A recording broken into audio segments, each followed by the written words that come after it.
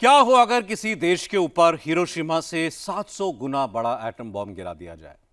इतना बड़ा atom bomb किसके पास है? इसकी टेस्टिंग कहां हुई? पुतिन ने 12 दिनों में 4 नए एटमी वॉरहेड क्यों टेस्ट किए? क्या रूस यूक्रेन जंग अब एटॉमिक हथियारों की तरफ बढ़ रही है? ब्रिटेन ने ज़ेलेंस्की को लंबी दूरी तक मार करने वाली मिसाइल देकर आग में घी डालने का काम किया है। मॉस्को तक मार करने वाली ये मिसाइलें तब पहुंचाई जा रही हैं जब ज़ेलेंस्की की सेना ने यूक्रेन में सरेंडर करना शुरू कर दिया है। पुतिन, जो कई बार नेटो देशों को वार्निंग दे चुके हैं, क्या अब परमाणु हमला करेंगे? रूस यूक्रेन युद्ध का फैसला क्या अब परमाणु हथियारों से ही होगा?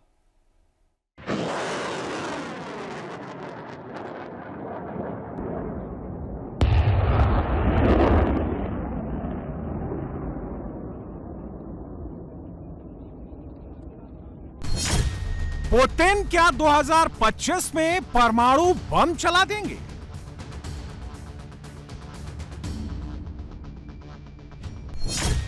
पुतिन अचानक न्यूक्लियर सबमरीन पर क्यों पहुंचे?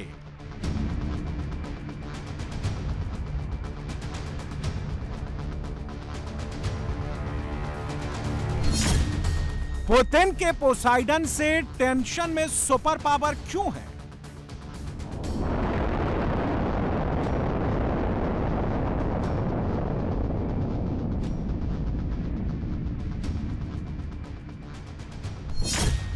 पुतिन क्या परमाणु बम दिखाकर यूक्रेन में कब्जा चाहते हैं?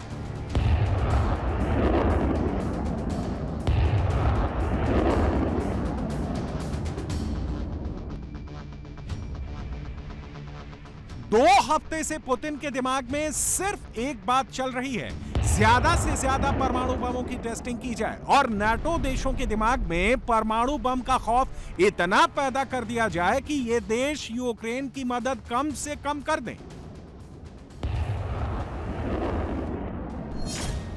24 घंटे पहले 2 नवंबर को पुतिन ने परमाणु पनडुब्बी खाबरोवस्क को लॉन्च किया। 28 अक्टूबर को पुतिन ने पोसाइडन परमाणु ड्रोन की टेस्टिंग की थी, जो अब खाबरोवस्क में फिट किया जाएगा। 22 अक्टूबर को पुतिन ने 12,000 किलोमीटर तक परमाणु प्रहार करने वाली यार्स मिसाइल का दम दिखाया था। 21 अक्टूबर को परमाणु ऊर्जा से चलने वाली बुरवेस्निक मिसाइल की टेस्टिंग पुतिन ने की थी। 12 दिन में पुतिन 4 परमाणु धमाके कर चुके हैं। यह पुतिन का नया हथियार खाबरोवस्क परमाणु पनडुब्बी है। नाटो देशों और अमेरिका से तनातनी बढ़ते ही पुतिन ने इसे समंदर में उतार दिया है। इसमें समंदर से परमाणु तबाही मचाने वाले मॉडर्न डे वॉरहेड और रोबोटिक उपकरण लगे हैं।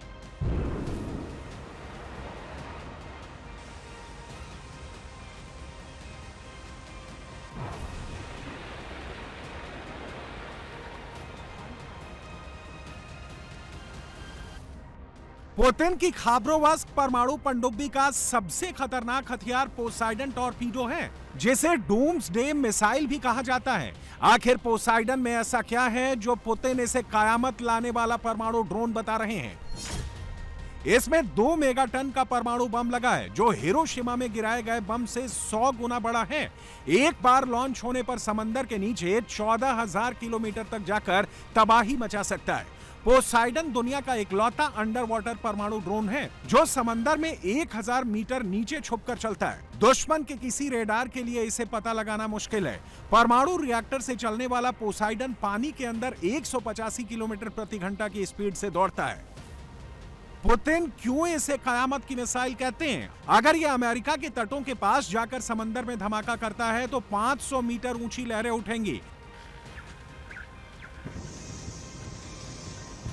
रेडियो एक्टिव सुनामी में न्यूयॉर्क और लॉस एंजल्स जैसे शहर हमेशा हमेशा के लिए मिट जाएंगे। नाटो में शामिल कई देशों का नामो निशान मिट जाएगा। खाबरोवस्क परमाणु पनडुब्बी को उत्तरी रूस के सेवरोडिविंस्क में सेवमाश शिपयार्ड से लॉन्च किया गया, जहां भारत के एयरक्राफ्ट कैरियर आईएनएस विक्रमादित्य को तैयार किया गया था।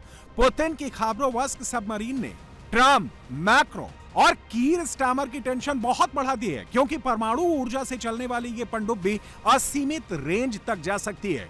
2026 में इसके कई ट्रायल होंगे और 2027 में पुतिन इसे रूस की नॉर्दर्न फ्लीट में तैनात कर देंगे।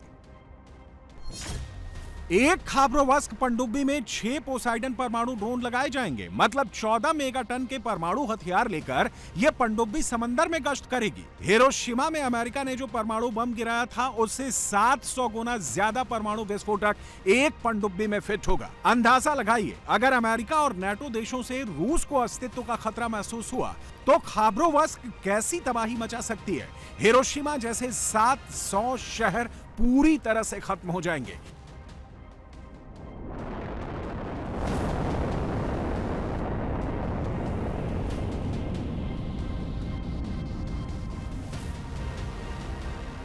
हालांकि रूस का दावा है कि समंदर में दुश्मन उसे आंखें दिखाने की हिमाकत न करे, इसलिए खाबरोवस्क को कयामत वाली मिसाइल पोसाइडन के साथ लॉन्च किया गया है। रूस ने हैवी पावर वाली परमाणु मिसाइल खाबरोवस्क को सेवमाश से लॉन्च कर दिया है। इसमें समंदर के अंदर से मार करने वाली मिसाइलें और रोबोटिक्स सिस्टम्स लगे हैं। हम समंदर में रूसी हितों की रक्षा के लिए इसे लॉन्च कर रहे हैं। दुनिया भर के महासागरों में अब रूस की सुरक्षा सुनिश्चित हो गई है। इस पनडुब्बी को बनाने में सहयोग करने वाले सभी लोगों को मैं धन्यवाद देता हूँ। अब इसके ट्रायल्स के तमाम चरण शुरू होंगे। Кораблю еще предстоит пройти цикл морских испытаний. अब अमेरिका क्या करेगा? अब ट्रंप क्या करेंगे? अब ट्रंप के नाटो पार्टनर्स पुतिन की परमाणु धमकियों का जवाब कैसे देंगे? अमेरिका भी परमाणु हथियारों की टेस्टिंग करेगा, लेकिन यह टेस्टिंग सिर्फ परमाणु हथियार ले जाने वाली मिसाइलों और बॉम्बर की होगी। उनमें असली परमाणु हेड नहीं लगा होगा। ऐसी टेस्टिंग पुतिन ने भी की है।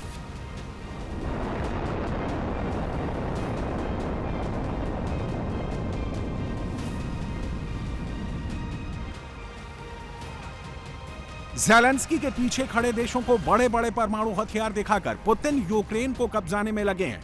ये पोडोली की तस्वीरें हैं, जहां दनादन मिसाइलें दाग रहे हैं, बस्तियों को तबाह कर रहे हैं, इमारतों को बर्बाद कर रहे हैं। पोडोली में हर 3 सेकंड में एक मिसाइल गिर रही है। उसका इंपैक्ट क्या हो रहा है, ये तस्वीरें देखकर आप खुद अंदाजा लगा लीजिए। रूस का दावा है कि इन घरों में यूक्रेनी मिलिट्री के अड्डे थे। यहां युद्ध का साजो सामान रखा था, यूएवी कंट्रोल पॉइंट बने थे। यूक्रेन की 14वीं मैकेनाइज्ड ब्रिगेड यहां से रूस के खिलाफ युद्ध लड़ रही थी। अब पोडोली में उसका नामो निशान खत्म हो गया। पोडोली यूक्रेन के खार्किव प्रांत के कोपियांस्क शहर के आउटर रिंग में बसा है। मतलब साफ है कि अब कोपियांस्क सिटी की घेराबंदी पुतिन करने वाले हैं।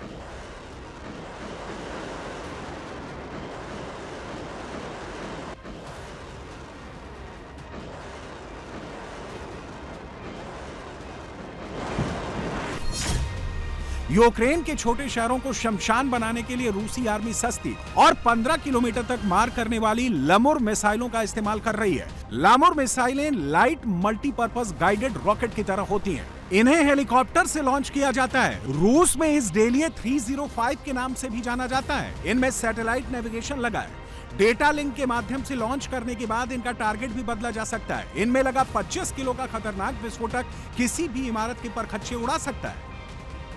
ये सस्ती मिसाइलें नेटो देशों के महंगे टैंकों को भी पल भर में खाक कर दे रही हैं। ये तस्वीरें जर्मनी में बने लेपर्ड टैंक की है, जो रूसी हमले के बाद धू-धू कर जल रहा है। जर्मन लेपर्ड टैंक की कीमत करीब 30 से 40 मिलियन के बीच है। पुतिन ने सस्ती लामुर मिसाइल से इसे तबाह कर दिया। पुतिन की नई रणनीति से ज़ेलेंस्की को टैंक, गोला बारूद देने वाले नेटो देशों की रणनीति उल्टी पड़ती दिख रही है।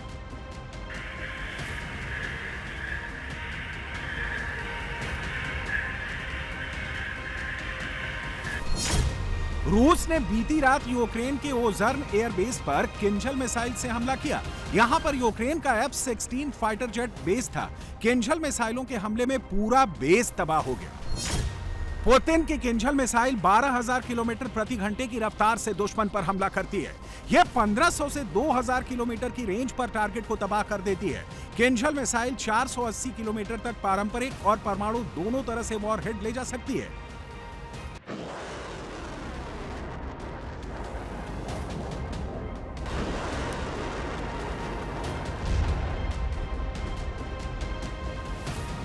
लॉन्ग रेंज, शॉर्ट रेंज और मीडियम रेंज मिसाइलों की मार से यूक्रेन के शहर और कस्बे अब भूतिया शहर बनते जा रहे हैं। ये तस्वीरें बिलित्स्के शहर की हैं।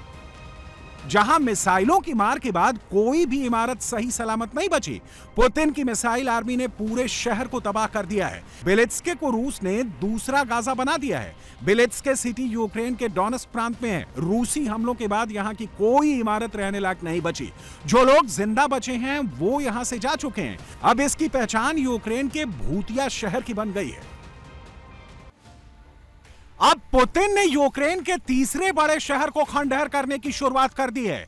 रूसी हमलों के बाद आग की लपटों से घिरा यह ज़ेलेंस्की का पोर्ट सिटी ओडेसा है। रूस ने रात में यहां ड्रोन और मिसाइल से ताबड़तोड़ हमले किए। रूसी हमले में कई बिल्डिंगें पूरी तरह से बर्बाद हो गईं। वहां खड़े बड़े टैंकर जलकर खाक हो गए। यूक्रेन की इमरजेंसी सर्विस के लोग आग बुझाने में लगे हैं। रूसी हमले के बाद ओडेसा में करीब 6000 घरों में बिजली सप्लाई बंद हो चुकी है। यह हमला ऐसे समय हुआ है जब ओडेसा के लोगों को सर्दियों से बचने के लिए बिजली और गैस की सख्त जरूरत है। पुतिन के लिए सबसे बड़ी जीत पोक्रोवस्क में मिलती दिखाई दे रही है। अब रूसी फौजों ने यानशूर नदी के दोनों तरफ से पोक्रोवस्क को घेर लिया है। रूस ने पोक्रोवस्क शहर के बाहरी हिस्सों में बने येहोरिविका गांव को पश्चिम की तरफ से घेर लिया है और दानिलिविका गांव में हमला बोल दिया है।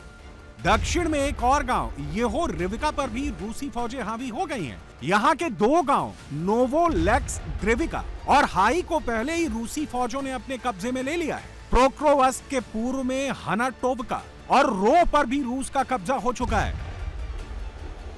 ब्लैक हॉक से स्पेशल ऑपरेशन ग्रुप को उतारने का जो दांव पश्चिमी देशों के कहने पर ज़ेलेंस्की ने खेला था, वो पुतिन की रणनीति के आगे पूरी तरह से फेल हो गया है। पोक्रोवस्क में यूक्रेन के करीब 5 से 10 हजार फौजी पुतिन के चक्रव्यूह में फंस गए हैं। ज़ेलेंस्की के कई कमांडर अपने फौजियों को वहां मरने के लिए छोड़कर फरार हो गए हैं। 24 घंटे में रूसी हमलों में 1350 यूक्रेनी सैनिकों के मारे जाने का दावा रूसी रक्षा मंत्रालय ने किया है। जान बचाने के लिए अब यूक्रेनी फौज के जवान धीरे धीरे सरेंडर करना शुरू कर चुके हैं। सरेंडर करने वाले एक यूक्रेनी फौजी ने बताया कि ज़ेलेंस्की घायल सैनिकों को भी वहां से नहीं निकाल रहे हैं। ज़ेलेंस्की ने अपने फौजियों को रूसी जवानों के आगे मरने के लिए छोड़ दिया है। मुझे पोक्रोवस्क में पकड़ा गया। हमने कमांडर के कहने पर रूसी फौज से लड़ने के लिए दीवार बनानी शुरू की। इस दौरान मुझे महसूस हुआ कि कमांडर वहां से पहले ही भाग चुका है। मैं और मेरे साथियों ने एक घर में अड्डा बनाया। फिर हमने फैसला किया कि सरेंडर करना ज्यादा बेहतर है। लड़ने से कोई फायदा नहीं है। हमारे कमांडर ने हमें धोखा दिया। अब लड़ने का कोई पॉइंट नहीं है। रेडियो पर हमसे कहा जाता, सब कुछ ठीक चल रहा है, आप लड़ते रहो, जल्द मदद आप तक पहुंचेगी। बहुत जल्द आपकी जगह दूसरे सैनिकों को भेजा जाएगा, तब तक वहां डटे रहो। मुझे समझ में आया कि डटे रहो का मतलब जब तक तुम्हें गोली न मार दी जाए तब तक आप लड़ते रहो। लेकिन कोई रोटेशन नहीं हुआ। मैं पहले ही समझ गया था कि वो हमें रिलीव नहीं करेंगे। बाकी फौजी भी रोटेशन चाहते हैं। वहां 300 यूक्रेनी जवान घायल हैं, उन्होंने किसी को नहीं निकाला। पोक्रोवस्क में अपने फौजियों को रूसी फौज के सामने छोड़कर ज़ेलेंस्की अब डोनेस्क में रूसी ऑयल डिपो पर हमला कर रहे हैं।